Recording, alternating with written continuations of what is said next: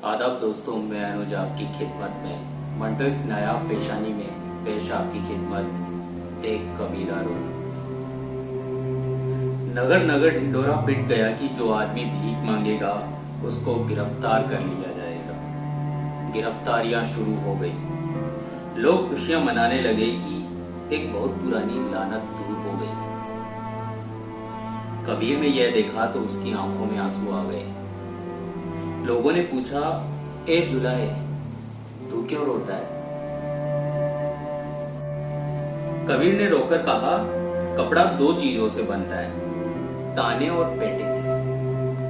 गिरफ्तारियों का ताना तो शुरू हो गया, पर पेट भरने का पेटा कहां से, कब शुरू होगा? एक एमए एलएलबी की 200 खंडियां अलॉट हो गई।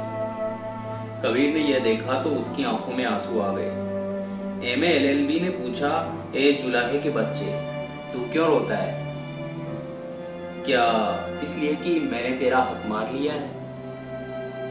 कबीर ने रोते हुए जवाब दिया, तुम्हारा कानून तुम्हें यह नुक्ता समझाता है कि खड्डियां पड़ी रहने दो और धागे का जो कोटा मिले उसे बेच दो। आखिर मुफ्त की खटपट से क्या फायदा, लेकिन यह खटखट ही तो जुलाहे की जान है। छपी हुई किताब के फर्मे थे जिनके छोटे बड़े लिफाफे बनाए जा रहे थे।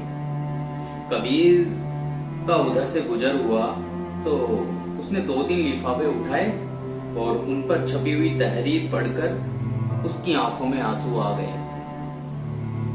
लिफाफे बनाने वाले ने हैरत से पूछा, मियां कबीर, तुम क्यों रोने लगे? कबीर ने जवाब दिया, इन कागजों पर भगत सूरदास की कविता छपी हुई है। लिफाफे बनाकर इसकी बेइज्जती ना करो। लिफाफे बनाने वाले ने हैरत से कहा, जिसका नाम सूरदास है वह भगत कभी नहीं हो सकता। कबीर ने जोर जोर से रोना शुरू कर दिया। एक ऊंची इमारत पर लक्ष्मी की बहुत खूबसूरत मूर्ति स्थापित थी। चंद लोगों ने जब उस इमारत को अपना दफ्तर बनाया तो उस मूर्ति को टाट के टुकड़ों में ढाप दिया। कबीर ने यह देखा तो उसकी आंखों में आंसू उमड़ आए। दफ्तर के आदमियों ने उसे ढाढ़स दी और कहा, हमारे मजहब में यह बुत जायज नहीं है। कबीर ने टाट के टुकड़ों की तरफ अपनी सजल आंखों से देखते हुए कहा, खूबसूरत चीज को बदसूरत बना देना भी किसी मजहब में जायज नहीं है। दफ्तर के आदमी हंसने लगे। कबीर दहाड़े मार मार कर रोने लगा। पंक्तिबद्ध फौजों के सामने जनरल ने तकरीर देते हुए कहा, अनाज कम है, कोई परवाह नहीं, फसलें तबाह हो गई है, कोई फिक्र नहीं, हमारे सिपाही दुश्मन से भूखे ही लड़ेंगे। 2 लाख फौजियों ने जिंदाबाद जिंदाबाद के नारे लगाए। कबीर चिल्ला चिल्ला कर रोने लगा। जनरल को बहुत गुस्सा आया। वह पुकार उठा, ए शख्स, बता सकता है तू क्यों रोता है? कबीर ने रोनी आवाज में कहा, ए मेरे बहादुर जनरल, भूख से कौन लड़ेगा? 2 लाख फौजियों ने कबीर मुर्दाबाद के नारे लगाने शुरू कर दिए। भाइयों, दाढ़ी रखो, मूछें कतरो और शरई पाजामा पहनो। बहनों, एक चोटी करो, सुर्खी सफेदी न लगाओ, बुर्का पहनो। बाजार में एक मौलवी चिल्ला रहा था। कबीर रोने लगा। बहस करने वाले बहस छोड़कर उसकी तरफ मुखातिब हुए। एक ने कबीर से पूछा, तुम्हारी अंत चेतना में जरूर कोई चीज है जिसे ठेस पहुंची है। दूसरे ने कहा, तुम्हारे आंसू बुर्जुवाई सदमे का नतीजा है। कबीर और ज्यादा रोने लगा। बहस करने वालों ने तंग आकर एक साथ सवाल किया, मियां यह बताओ कि तुम रोते क्यों हो? कबीर ने कहा, मैं इसलिए रोया था कि आपकी समझ में आ जाए। अदब बराए अदब है या अदब बराए जिंदगी है। बहस करने वाले हंसने लगे। एक ने कहा, यह साम्यवादी मस्खरा है। दूसरे ने कहा, नहीं, यह बुर्जुवाई यानी पूंजीवादी बहरूपिया है। कबीर की आंखों में फिर आंसू आ गए। आदेश जारी हो गया कि शहर की तमाम वेश्याएं 1 महीने के अंदर अंदर शादी कर ले और शरीफाना जिंदगी बसर करे। कबीर एक चकले से गुजरा तो वेश्याओं के उड़े हुए चेहरे देखकर उसने रोना शुरू कर दिया। एक मौलवी ने उससे पूछा, मौलाना आप क्यों रो रहे हैं? कबीर ने रोते हुए जवाब दिया, नैतिकता के दीक्षक इन वेश्याओं के पतियों के लिए क्या बंदोबस्त करेंगे।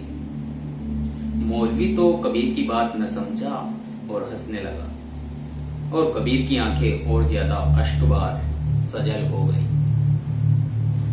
10-12 हजार के मजमे में एक आदमी भाषण दे रहा था, भाइयों, अपहरण के बाद छुड़ाई औरतों का मसला हमारा सबसे बड़ा मसला है। इसका हल हमें सबसे पहले सोचना है। अगर हम लापरवाह रहे तो ये औरतें कहबाखानों में चली जाएगी और फाहिशा बन जाएगी। सुन रहे हो? फाहिशा बन जाएगी। तुम्हारा फर्ज है कि तुम इनको इस खौफनाक मुस्तकबिल यानी इस खौफनाक भविष्य से बचाओ और अपने घरों में इसके लिए जगह पैदा करो। अपने भाई या अपने बेटे की शादी से पहले तुम इन औरतों को हरगिज भूलना नहीं चाहिए। कबीर फूट फूट के रोने लगा। तकरीर करने वाला रुक गया। कबीर की तरफ इशारा करके उसने बुलंद आवाज में हाजरीन से कहा, देखो इस शख्स के दिल पर कितना असर हुआ है। कबीर ने गंभीर आवाज में कहा, लफ्जों के बादशाह, तुम्हारे भाषण ने मेरे दिल पर कुछ असर नहीं किया। मैंने जब सोचा कि तुम किसी मालदार औरत से शादी करने की खातिर अभी तक कुंवारे बैठे हो तो मेरी आंखों में आंसू आ गए। एक दुकान पर यह बोर्ड लगा था, जिना बूट हाउस। कबीर ने उसे देखा तो जोर जोर से रोने लगा। लोगों ने देखा कि एक आदमी खड़ा है, उसकी आंखें बोर्ड पर जमी हैं और वह रोए जा रहा है, तो उन्होंने तालियां बजानी शुरू कर दी। पागल है।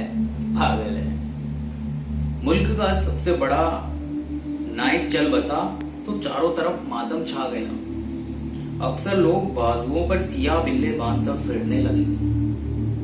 कबीर ने यह देखा तो उसकी आंखों में आंसू आ गए।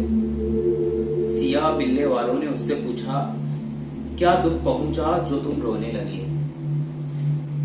कबीर ने जवाब दिया, यह काले रंग की पट्टियां अगर जमा कर ली जाए तो सैकड़ों का जिस्म ढक सकती है। सियाह बिल्ले वालों ने कबीर को पीटना शुरू कर दिया। तुम कम्युनिस्ट हो? फिर कॉलमिस्ट हो या पाकिस्तान के गद्दार हो? कबीर हंस पड़ा।